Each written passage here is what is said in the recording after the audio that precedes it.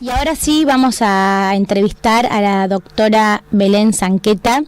Ella es médica endocrinóloga de la Universidad de Buenos Aires, especialista en osteología de la Universidad de El Salvador, coordinadora médica del Instituto de Investigaciones Metabólicas y profesora adjunta de la maestría en osteología y metabolismo mineral de la Universidad de El Salvador.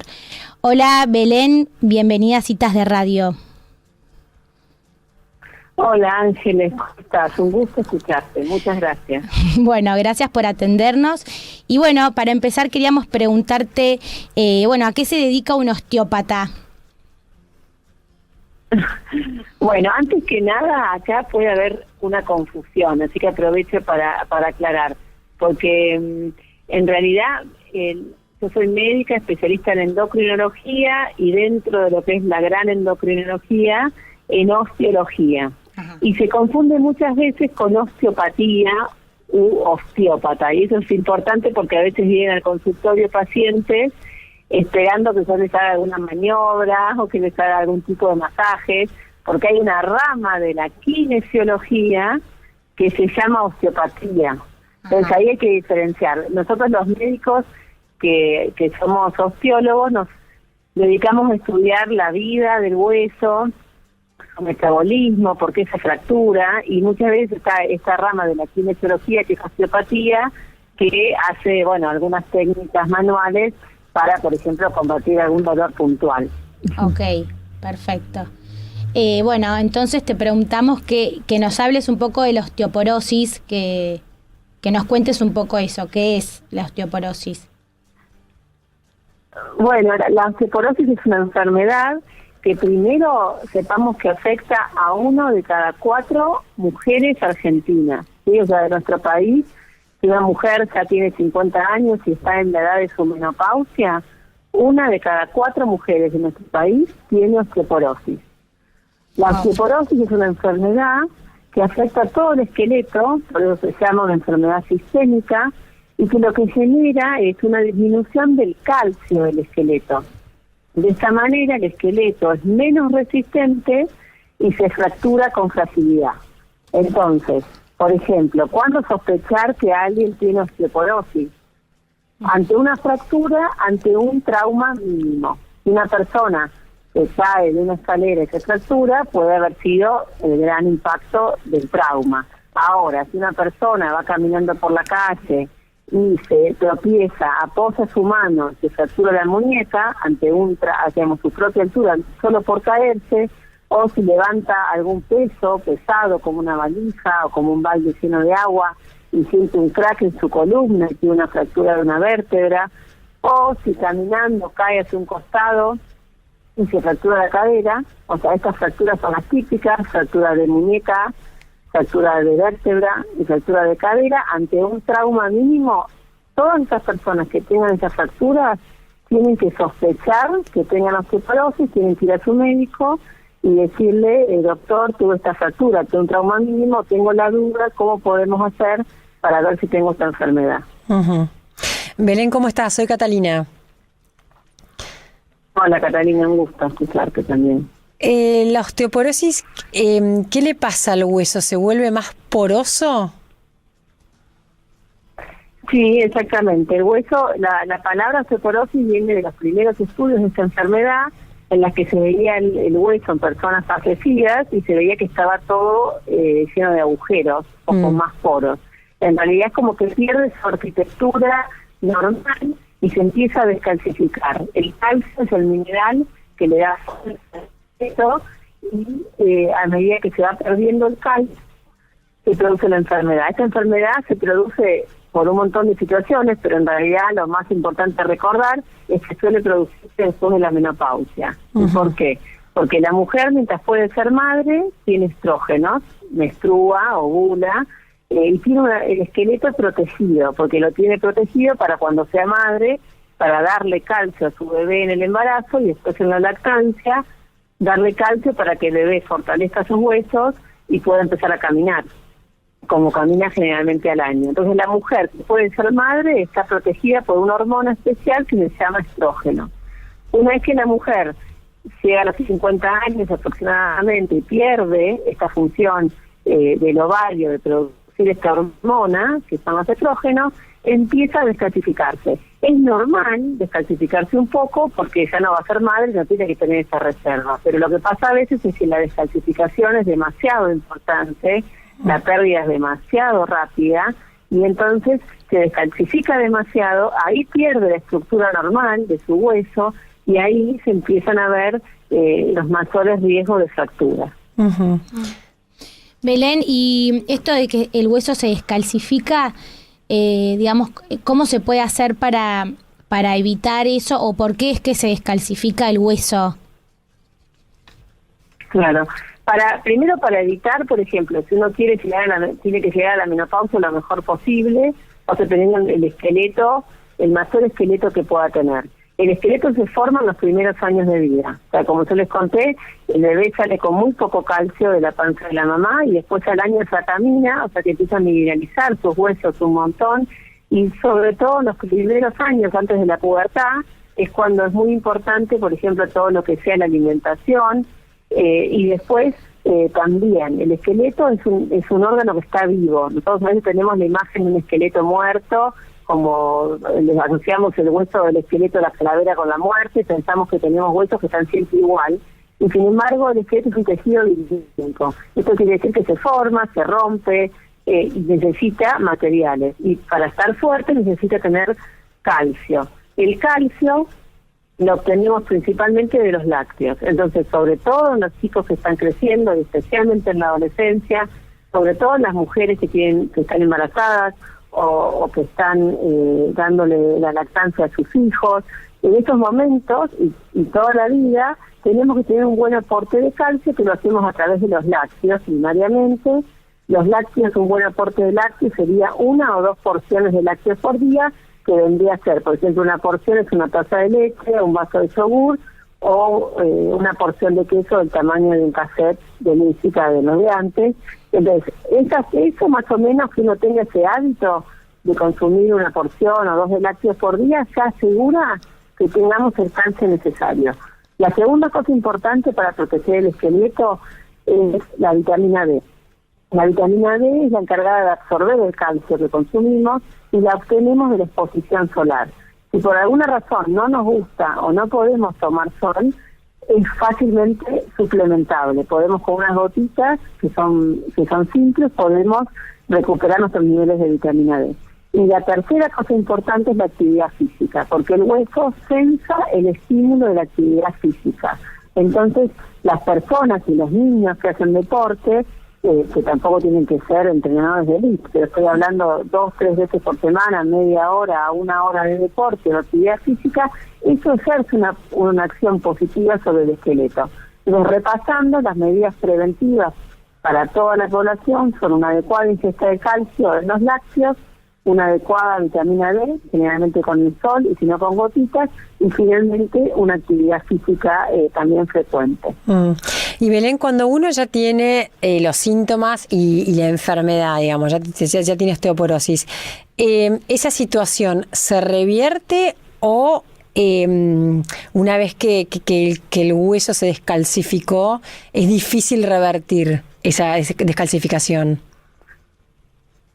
Muy buena pregunta, Catalina. La osteoporosis tiene tratamiento, ¿sí? Esto es muy importante. La osteoporosis tiene tratamiento y el tratamiento actúa, aparte demostró que previene las fracturas. O sea, si una persona se fracturó, tiene alta chance de volverse a fracturar. ¿Por qué? Porque la enfermedad es sistémica, no afecta solo el hueso de la muñeca que la persona se fracturó. Si tiene osteoporosis en la muñeca, también la tiene en la otra muñeca, en sus vértebras y en sus caderas.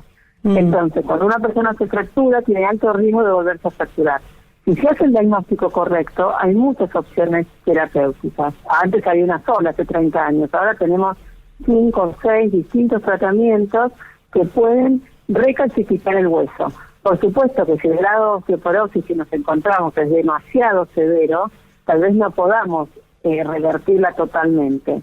O sea, depende en qué estadio de la enfermedad encontremos al paciente, es el cambio que vamos a lograr. Pero todos los tratamientos reducen la nueva fractura en un 40, 50 o 70%. O sea que el mensaje importante es que, bueno, si ya tuvo la mala suerte o la situación de fracturarse, una vez que esa fractura sea la última, que concurra al médico, que se haga el diagnóstico y que se dé el tratamiento adecuado porque vale la pena.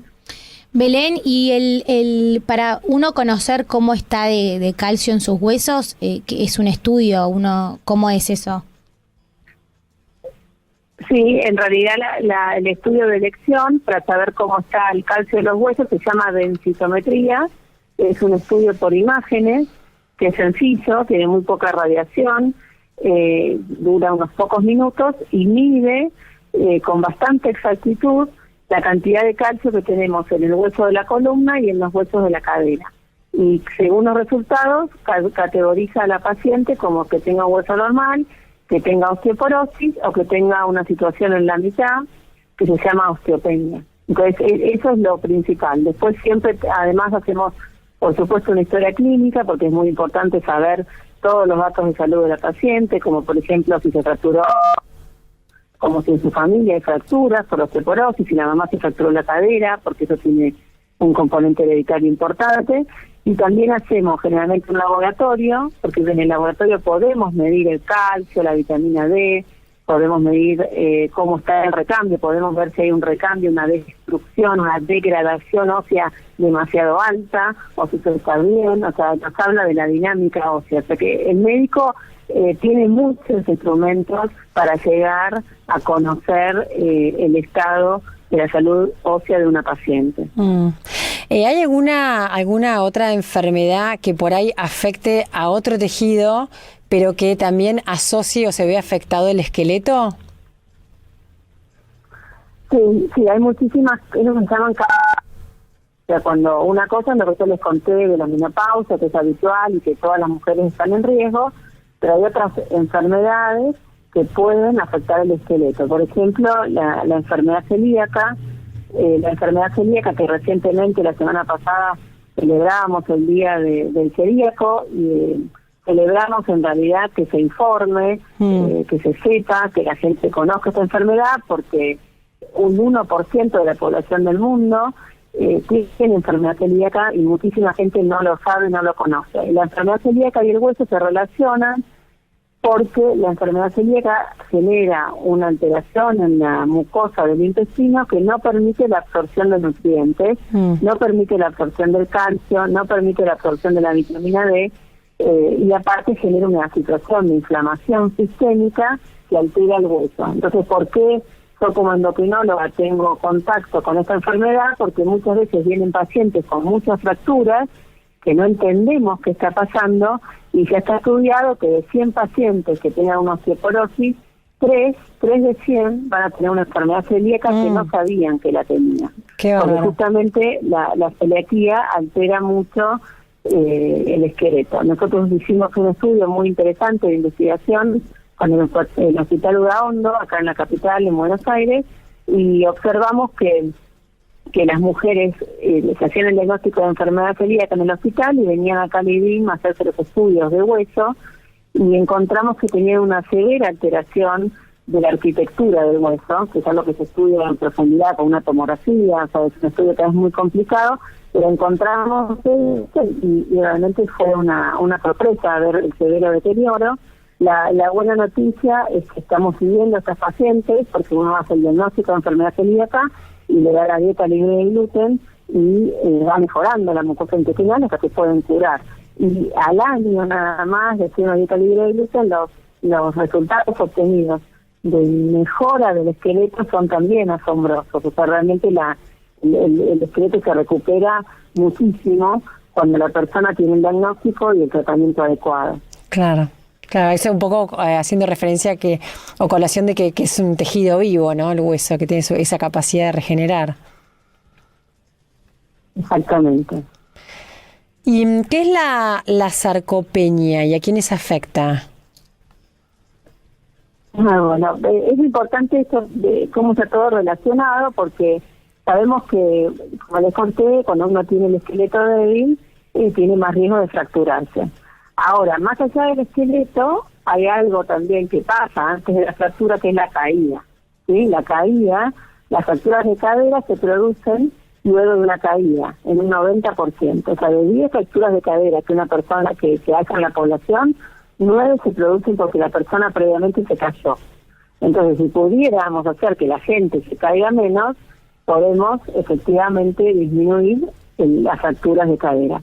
Entonces, a raíz de eso se empieza a estudiar en nuestra especialidad todo lo que tiene que ver con las caídas, y ahí pasamos al estado del músculo.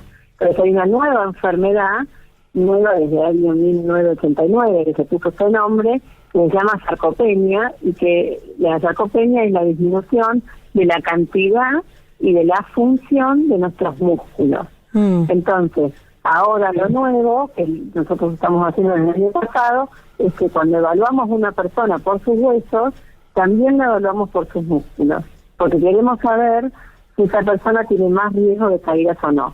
Y lo que encontramos en una investigación que también ahora presentamos en un congreso internacional fue que de todas las mujeres que habíamos evaluado, las mujeres que tenían una baja masa muscular, o sea, que tenían esta enfermedad que se llama sarcopenia, la mitad de esas mujeres se habían fracturado, comparado con un 10% de las mujeres que no tenían sarcopenia. O sea, que es una clara asociación entre que una mujer tiene bajo masa muscular, se cae y se fractura. Entonces, por eso les decía, cuando queremos prevenir todo lo que tenga que ver con el hueso, es importante el calcio, la vitamina D y la actividad física. Claro. Porque tenemos que tener un buen estado muscular y tenemos que mantener nuestros músculos para también proteger nuestro esqueleto.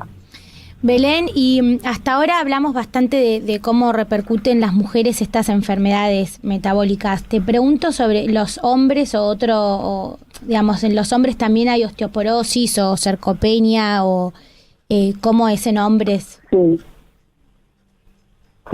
por supuesto, también afecta a los hombres. Siempre se asocia a la mujer porque la mujer tiene este tema de la menopausia, que la pone a una edad muy joven a riesgo de tener osteoporosis.